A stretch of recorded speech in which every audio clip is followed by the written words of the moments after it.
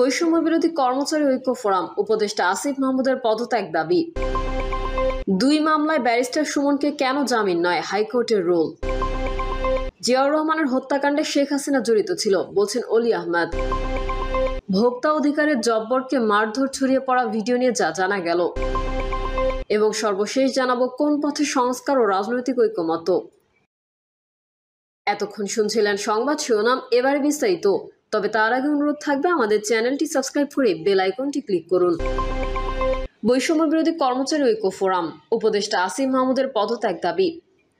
ঢাকা উত্তর সিটি কর্পোরেশনের প্রশাসক মোহাম্মদ এজাজ নিষিদ্ধ জঙ্গি সংগঠন হিজবুত তাহরিরের শীর্ষ নেতা এবং কুখ্যাত ছোটন গ্যাংয়ের সদস্য।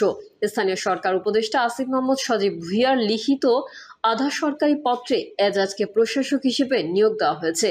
এতে উপদেষ্টা শপথ ভঙ্গ করেছেন। সুতরাং উপদেষ্টাকে দায় স্বীকার করে পদত্যাগ করতে হবে, পাশাপাশি এজাজকে অপসারণ করতে হবে। বুধবার বৈষম্য বিরোধী কর্মচারী ঐক্য ফোরামের সংবাদ বিজ্ঞপ্তিতে এসব দাবি করা হয়েছে।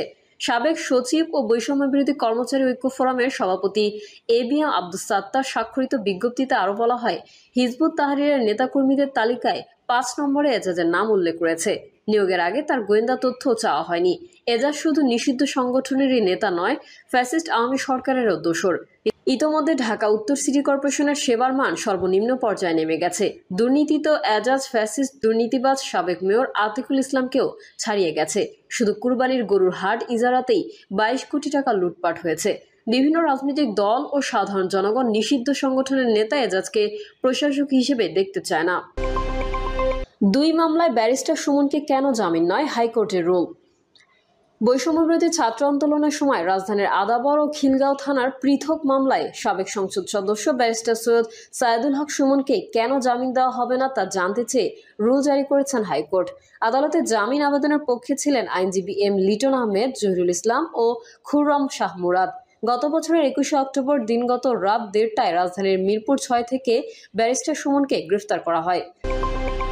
জিয়াউর রহমানের হত্যাকাণ্ডে শেখ হাসিনা জড়িত ছিল বলছেন অলি আহমেদ। শেখ হাসিনা ভারতকে সব দিয়েছিল দাবি করে লিবারেল ডেমোক্রেটিক পার্টির প্রেসিডেন্ট অবসরপ্রাপ্ত কর্নেল ডক্টর অলি আহমেদ বলেছেন, শহীদ রাষ্ট্রপতি জিয়াউর রহমানের হত্যাকাণ্ডে শেখ হাসিনা জড়িত ছিল। অলি আহমেদ বলেন, ভারতের পছন্দের সরকার বাংলাদেশে তাদের দরকার। প্রথম তাদের পছন্দের সরকার ছিল শেখ মুজিবুর রহমান, তারপর শহীদ রাষ্ট্রপতি জিয়াউর রহমানকে হত্যা করে এই হত্যার সঙ্গে হাসিনা জড়িত ছিল, আমি আগেও বলেছি। তিনি বলেন, আমি আবারও বলি, হাসিনা পালিয়ে যাচ্ছিল সাজেদা চৌধুরীকে নিয়ে। আখাউড়া বর্ডারে ধরা পড়ে, তাদের তৎকালীন বিডিআর ধরে নিয়ে আসে। সে আসার 17 থেকে 18 দিনের মধ্যে রাষ্ট্রপতি জিয়াউর রহমান নিহত হন। এলডিপি প্রেসিডেন্ট বলেন, আওয়ামী লীগকে শুরুতে নিষিদ্ধ করলে দেশে বিশৃঙ্খলা কেউ করতে পারত না। বাংলাদেশে আওয়ামী লীগ আর কখনো দল হিসেবে দাঁড়াতে পারবে না। ডক্টর ইউনূসকে পণ্য আমদানি রপ্তানির প্রক্রিয়াকে আধুনিকায়ন করার পরামর্শ দিয়ে এলডিপি প্রেসিডেন্ট বলেন, আপনি এনসিপির নেতা না হয়ে বাংলাদেশের নেতা হয়ে উঠুন। চট্টগ্রাম বন্দরের মাধ্যমে বিশেষ কোনো গোষ্ঠী যেন সুবিধা না পেয়ে এর মাধ্যমে বাংলাদেশ উপকৃত হতে পারে সেই ব্যবস্থা নিতে হবে।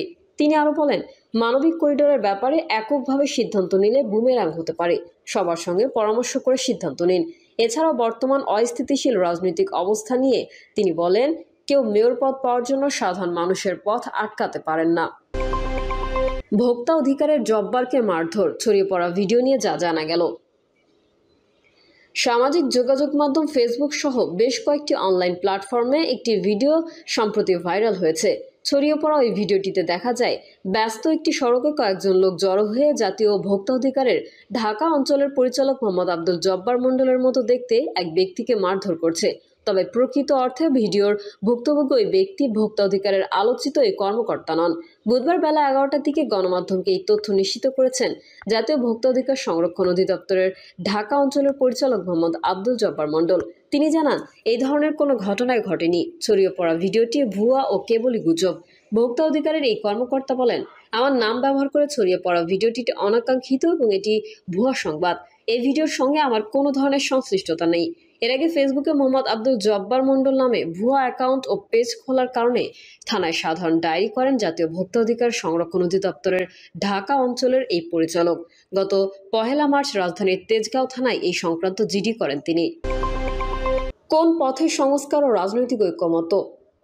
জুলাই আগস্ট গণঅভ্যুত্থানের একটি গুরুত্বপূর্ণ ফলাফল হলো রাষ্ট্র সংস্কারের প্রয়োজনীয়তার ব্যাপক স্বীকৃতি। এই অগ্রগতি নিঃসন্দেহে উৎসাহের বিষয়। অন্তর্বর্তী সরকারও রাষ্ট্র সংস্কারের বিষয়টি গুরুত্বের সঙ্গে গ্রহণ করেছে। শুরুতে 6টি এবং পরে আরও 5টি বিষয়ে সংস্কার কমিশন গঠন করা হয়েছিল। এর মধ্যে এইসব কমিশন অন্তর্বর্তী সরকারের প্রধান উপদেষ্টা অধ্যাপক মোহাম্মদ ইউনূসের কাছে তাদের সুপারিশ পেশ করেছে।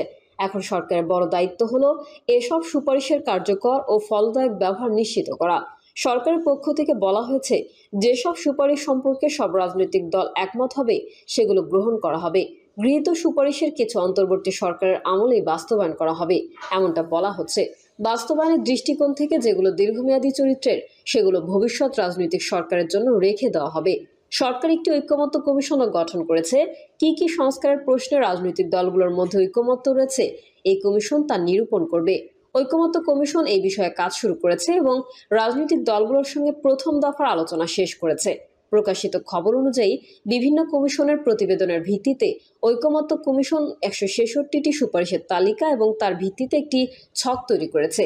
এই ছকে রাজনৈতিক দলগুলোকে সম্মত, অসম্মত এবং আংশিকভাবে সম্মত এই 3 ধরনের মতামত প্রদান এবং প্রয়োজনে ব্যাখ্যা যোগ করার সুযোগ দেওয়া হয়েছে। রাজনৈতিক দলগুলো এই ছক ব্যবহার করে তাদের মতামত দিয়েছে এবং সেই সূত্রে কমিশনের সঙ্গে তাদের বৈঠক হচ্ছে। এসব বৈঠকের শেষে দেশবাসী প্রায়ই জানতে পারছে যে দলগুলো শতাধিক সুপারিশের সঙ্গে একমত হয়েছে।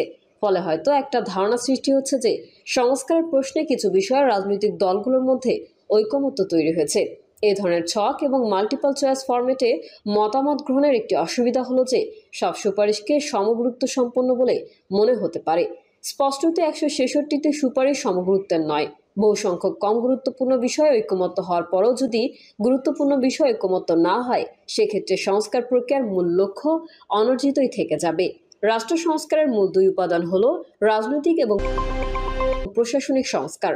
রাজনীতি ও প্রশাসন পরস্পর নির্ভরশীল হলেও এই দুয়ের মধ্যে রাজনীতির ভূমিকাই প্রধান। রাজনীতি ভালো হলে খারাপ প্রশাসনকেও ভালো করা যায়, কিন্তু রাজনীতি খারাপ হলে ভালো প্রশাসনও ক্রমে অধঃপতিত হয়।